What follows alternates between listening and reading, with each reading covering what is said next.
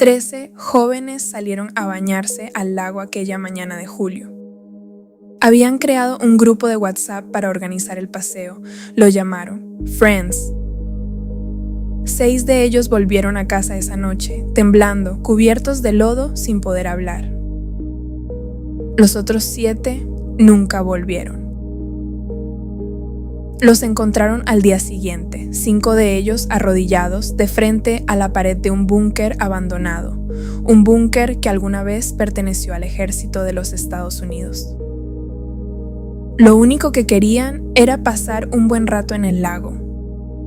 Este es el caso de la masacre del búnker de Espinar, y es quizás el crimen que más profundamente hirió a la provincia de Colón. Bienvenidos a Nudo en la Garganta. Hoy vamos a reconstruir minuto a minuto uno de los días más oscuros en la historia reciente de Panamá. Un día que empezó con risas y terminó en una escena que los propios investigadores, acostumbrados a lo peor, describieron como perturbadora. Para entender la magnitud de lo que se perdió aquel día, primero hay que entender quiénes eran. Eran jóvenes de la comunidad de Valle Verde y Puerto Escondido en la provincia de Colón, barrios humildes, trabajadores, muchachos y muchachas de entre 15 y 22 años, la mayoría estudiantes, que soñaban con llegar a la universidad, con ayudar a sus familias, con salir adelante. El lunes de esa semana se pusieron de acuerdo, querían ir al lago Gatún, ese enorme lago artificial que alimenta el Canal de Panamá, a bañarse y pasar el rato. Para organizarse, hicieron lo que hace cualquier grupo de amigos jóvenes, crearon un chat de WhatsApp, lo nombraron Friends. Al principio eran pocos, pero conforme se acercaba la fecha se fueron sumando más hasta llegar a 13. El día elegido fue el viernes 17 de julio de 2020. Entre ellos había 2 pares de hermanas, Azucena y Yulisa Martínez Daly, y ladies Mabel y Yeleni Marriota Villarreta, de apenas 15 y 16 años. También iban Santiago Carvajal, de 17 años, Vladimir Garay, de 18, y Edgar Jiménez, de 22. Recuerden esos nombres, porque cada uno de ellos tenía una vida por delante. El punto de encuentro fue la casa de Azucena, en Puerto Escondido, a las 9 de la mañana. La mayoría llegó en bus, solo Azucena y su amiga Ladies conocían el camino a pie hasta el lago. Unos 30 minutos cruzando la carretera y atravesando un monte espeso. Ladies llevaba un machete con el que iba abriendo la trocha para que los demás pudieran pasar. Antes de llegar comenzó a llover, se cambiaron de ropa. Algunos se pusieron vestidos de baño, reían, se tomaban fotos. Eran en ese instante simplemente 13 jóvenes felices bajo la lluvia. Ninguno imaginaba que, para muchos de ellos, ese sería el último día de sus vidas. El grupo completo llegó a la orilla del lago Gatún cerca de las 11 de la mañana. Dejaron sus ropas y pertenencias bajo un árbol. Algunos se metieron al agua. Después de tanto camino bajo la lluvia, por fin estaban donde querían estar. Pasaron unos 30 minutos y entonces un estruendo los paralizó. Era un disparo al aire. Frente a ellos habían aparecido 2 hombres. Uno era bajito, de piel oscura, llevaba una mascarilla con el diseño de la bandera de los Estados Unidos cubriéndole el rostro. En la mano, la pistola que acababa de disparar, gorra, camiseta oscura, una cangurera negra. El otro era más alto, de piel más clara. Este no llevaba máscara, y por eso los jóvenes pudieron ver su rostro, marcado por el acné, con una cicatriz visible en el labio superior. «Salgan del agua», gritó el de la máscara. Mientras los muchachos salían temblando, el otro hombre empezó a recoger todo: celulares, dinero, cédulas, relojes, una bocina. Lo metió todo dentro de la mochila de una de las chicas y tomó también el machete de Ladies. Y entonces el hombre de la máscara miró a las muchachas y dijo algo que heló la sangre de todos. Dijo que estaban buenas para vivir. Al menos 3 de los sobrevivientes declararon después que el otro atacante, el del machete, gritó una orden que nadie olvidaría: «Mételes un pepazo en la cabeza». El paseo se había convertido en cuestión de segundos en una pesadilla de la que no todos iban a despertar.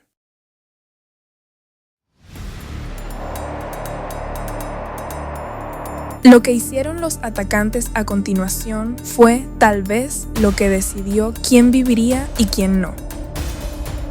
Les ordenaron separarse, preguntaron de dónde eran. Azucena respondió que eran de la 2 a 4. Otros dijeron que de Buenavista. Los dividieron en 2 grupos y decidieron llevarse a un grupo monte adentro, hacia una zona apartada donde se levantaba, entre la maleza, un viejo búnker militar, una estructura de concreto abandonada que décadas atrás había pertenecido al complejo militar estadounidense en la zona del canal. En el camino, algunos de los jóvenes rogaban.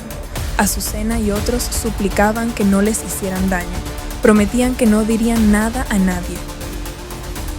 Y entonces ocurrió algo que, sin que nadie lo planeara, salvó varias vidas. Uno de los muchachos sufrió un ataque de pánico, cayó al suelo llorando de forma incontrolable, sin poder respirar bien. Otro de sus compañeros se agachó para intentar calmarlo.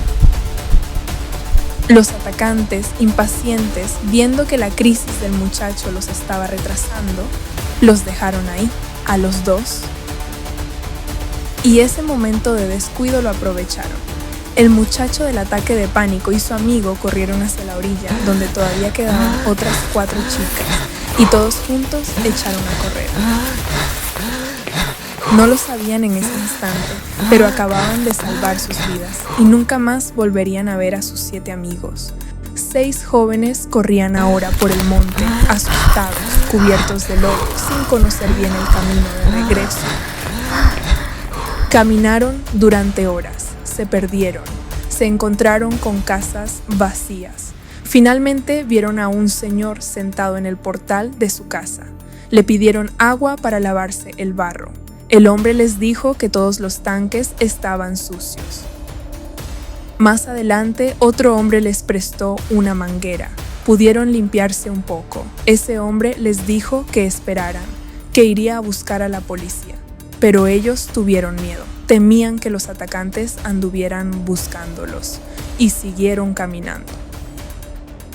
Llegaron por fin a una estación de gasolina en Espinar. Ahí se encontraron con 2 policías y les contaron todo.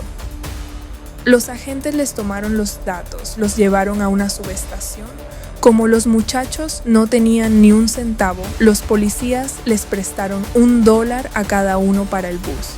Y cada quien se fue a su casa, a contar a sus familias el horror que habían vivido.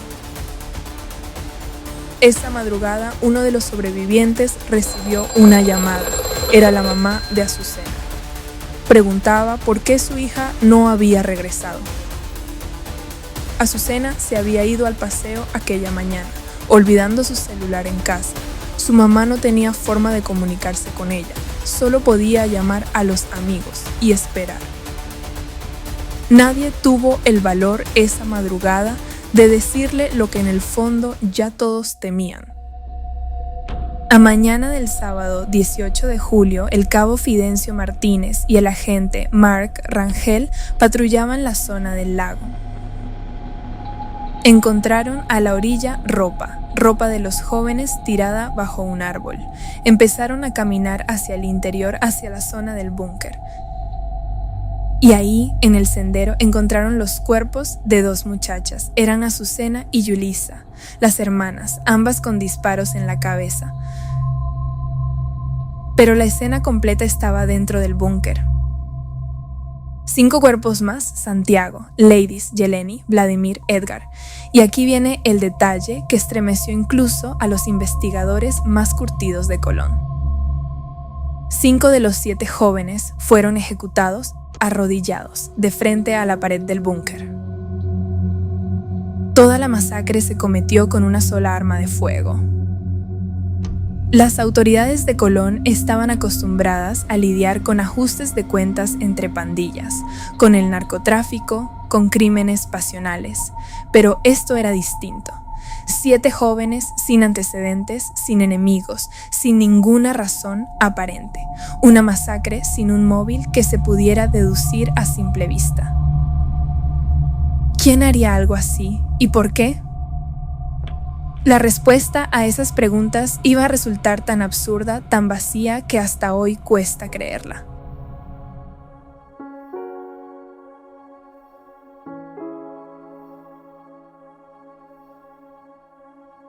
La investigación empezó, como empiezan muchas, por el rostro. Los sobrevivientes habían visto claramente la cara de uno de los atacantes, el que no llevaba máscara, el de las marcas de acné y la cicatriz en el labio. Con base en sus descripciones, los investigadores de Colón dibujaron un retrato hablado. Y ese retrato los llevó hasta un joven de 18 años llamado Miguel Almanza. La marca en el labio parecía coincidir. Uno de los sobrevivientes, al ver su foto, lo identificó. El 19 de julio, la policía fue a su casa y le puso las esposas. Un juez legalizó su detención. Pero tenían al hombre equivocado. Miguel Almanza era inocente y pasó semanas tras las rejas por un crimen que no cometió, mientras los verdaderos asesinos seguían libres. Las piezas verdaderas empezaron a encajar cuando la madre de Yeleni y Ladies habló con los fiscales. Les contó algo inquietante. Un vecino al que apodaban Niñito había estado pretendiendo a su hija Yeleni desde hacía tiempo. Ella no quería nada con él y él días antes le había escrito amenazándola. Le dijo que ella sería de él como fuera. Otro pariente confirmó que Niñito había advertido que si la veía con otro muchacho le iba a dar bala. Niñito tenía nombre real, Giancarlos Hernández, y no había actuado solo.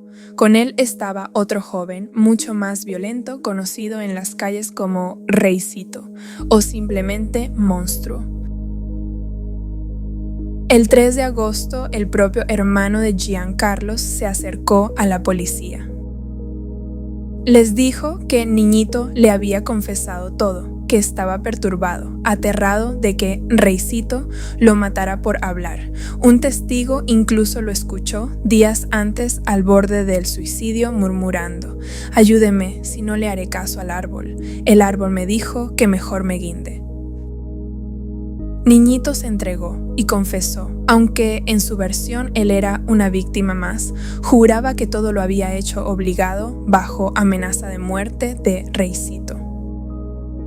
Según su relato, Reycito metió a 5 de los jóvenes dentro del búnker. Él se quedó afuera, con Azucena y Yulisa.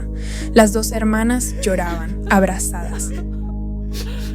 «No corras porque te va a ir mal», les advirtió Reycito antes de entrar. Y entonces se escucharon las detonaciones, una tras otra.